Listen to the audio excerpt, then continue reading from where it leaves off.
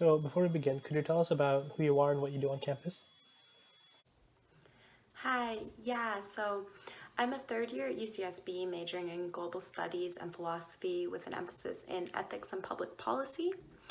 I also currently serve as the president of SASA nonprofit and the UCSB director of SASA UCSB. I also occupy a position on the system-wide Title IX Student Advisory Board as the undergraduate representative for UCSB. So you joined SASA as a policy analyst before becoming the president of the nonprofit board and the director of the UCSB board the following year. So how did your experience working on the legislative aspect of advocacy influence the broader scope of work that you do now?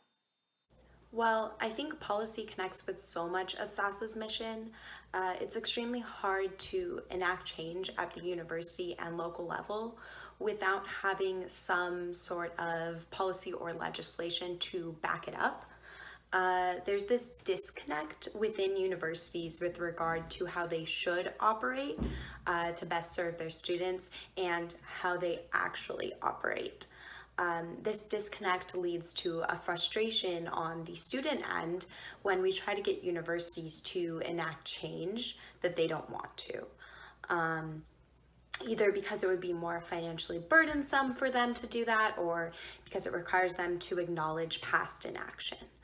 By understanding how policy works and the drivers behind policy decisions, I can better serve the student population in my various positions by communicating with UCSB administrators on the level that they understand and will hopefully respond to. Additionally, my work as a policy analyst for SASA before becoming the president aided me immensely in my current position as the undergrad rep for UCSB on the system-wide Title IX Student Advisory Board. As SASA's policy analyst, I participated in reading, deconstructing, and advocating against the Department of Education's proposed changes to the federal Title IX policy and procedures. And my background in this work allows me to more competently understand the history and urgency surrounding Title IX and Title IX reform. What would you say were some of SASA's successes and accomplishments this school year? And what do you hope that SASA is going to start to do moving forward and continue to do moving forward? Yeah, so this year, SASA nonprofit was able to participate in conversations with various legislative entities regarding the need for policy surrounding the topic of gender bias. While this policy is currently on hold, this is something we are so excited to work towards in the future. And gender bias may not seem like it fits into SASA's mission. However, gender bias is the implicit bias which facilitates explicit gender discrimination, and it's heavily involved in the creation of a culture that enables sexual violence and harassment.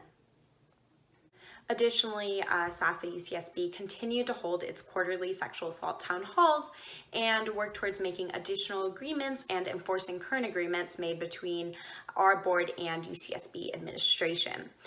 So this included the rollout of the requirement for all OSLs to participate in new trainings regarding sexual violence and harassment. And these trainings were carefully crafted by CARE with the additional expertise of SASA's board members. Also, SASA's members have been working closely with Dr. Victor Rios, a sociology professor at UCSB, on a new module of education for fraternities based on Rios's upcoming book. We're calling this the Masculinities Initiative, the Healthy Masculinities Initiative. And it will be a training regarding deconstructing toxic hegemonic masculinities, which contribute to a culture of sexual violence, and how to construct healthier concepts of masculinities. Finally, we're also able to make SASA UCSB into its own commission within Associated Students, the student government of UCSB, and this helped us gain autonomy in our work and funding for our future initiatives. So you also just recently got appointed to the UC Title IX Student Advisory Board. So given both the current state of Title IX and the Department of Education's proposed changes, how do you believe that the system could be improved to better serve survivors? Yes, this is a great question. So I was appointed to the board in late December of 2019, and we had our first in-person meeting at the UCOP office in January. This position has given me a lot of insight on the parts of Title IX which need to be reformed, but more than that, it's also shown me how sexual violence prevention and education resources on university campuses need more care, attention, and funding. One of the biggest things we talked about at our in-person meeting in January was how at all campuses, care is the resource that student survivors feel most comfortable utilizing, and this resource is extremely understaffed and underfunded. But more specific to how Title IX can be improved, I think there's a lack of acknowledgement within the system about the toll it takes on survivors to report, to go through the Title IX process, and to recount their stories indefinitely. Not only does this need to be acknowledged, but there also needs to be less pressure put on survivors to report. Reporting should be an option, but it is not the only option. And Title IX offices often make it seem like it is, because it is important for their office to record instances of sexual violence and respond to them. However, this can put blame and shame on survivors for not reporting or for choosing to report at a later date. Additionally, with regard to the proposed changes by the Department of Education, the Title IX Student Advisory Board is meeting regularly to plan a response for when these are issued. We have no idea when they will be. However, we are all in agreement that these protocols would be detrimental to student survivors' rights. What kind of advice would you give to people who are faced with having to balance sexual assault advocacy and their mental emotional health and their personal well-being? Another great question. So first, I would say that only do what you are capable of doing. Know that you alone cannot change the entire system, which makes sexual violence possible and prevalent. I used to put blame on myself for instances of sexual assault that were disclosed to me, which I could not possibly have prevented. It's extremely, extremely difficult to be in a position where you are a survivor and yourself and an advocate for other survivors and find yourself being disclosed to on an almost everyday basis. Because of the positions I occupy on this campus, people feel comfortable disclosing their stories to me, something that is truly an honor because I know how hard it is to disclose. However, no matter how many stories I hear, it never gets any easier. Know that it's okay to step back, to check out, to take time for yourself, and to process your own vicarious and internalized trauma in any way you see fit. I think the most important thing for me to remember is that I cannot help anyone else if I have not helped myself first. I am a human being first, an advocate and activist second, always.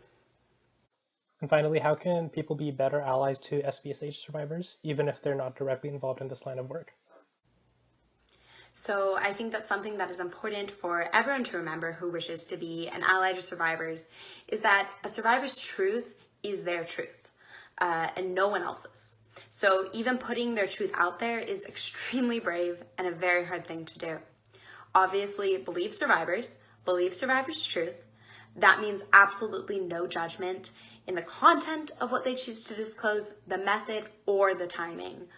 Also, I would challenge allies to take action on behalf of survivors only if they have been told that is what survivors want.